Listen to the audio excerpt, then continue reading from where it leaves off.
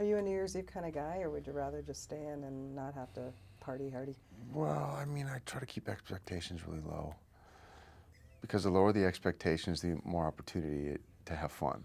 You know, too often people think, oh, it's going to be the best night ever, and you know, you can never really live up to that. So I've always had the best time when I wasn't expecting much.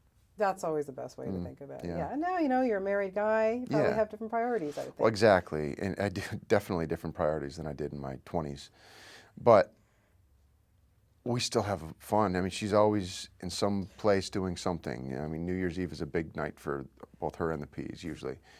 So I'm usually tagging along somewhere. Last year we went to St. Bart's. This year she's going to be in Vegas, and I'll go there. And I like to just sit back and watch. I don't really get into it that much. I just kind of have fun observing. Yeah, what's that like for you to go on the road with those guys and to watch her perform? I mean, she's so amazing when she does what she does.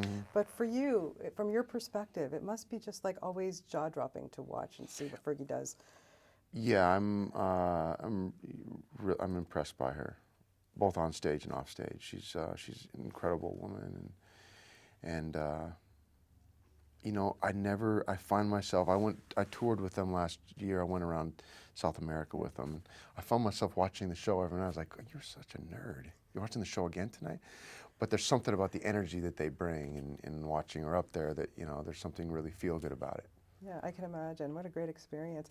You have another film coming out early next year, Fire with Fire, and I wanted to ask you a little bit about that because you play a firefighter in this? Yes. What kind of prep did you have to do for this? Well, I went down to the Santa Monica Fire Department first and met with those guys, and they just kind of showed me around, gave me a little basic tour of the place. And then I went to Long Beach, where this guy actually, or the character in the movie, the Engine 10, and got to hang out for the whole day with these guys and went on every call with them.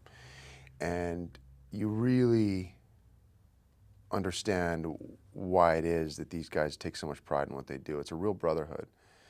And I got to put all the gear on, go inside the training house where they set the place on fire, and you go in with your little heat-sensitive light, or because you can't see. The myth is, when these movies, whenever there's a burning building, it's black. There's no seeing anything. So they have these things where they can find the fire. And it was just a great opportunity. I just learned a lot mostly about the brotherhood that these guys have. And the movie itself is about a guy who, he gets put into witness protection after he witnesses a double murder, after a shift at the firehouse. And later, about 8 months later, a couple weeks before he's supposed to testify against these guys, they find him, come after him.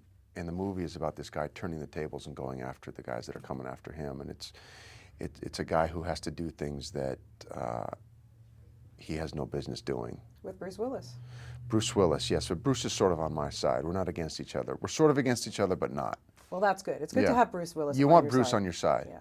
And very quickly, because will there Bruce be a always Transformers wins. 4? I'm sure there will be.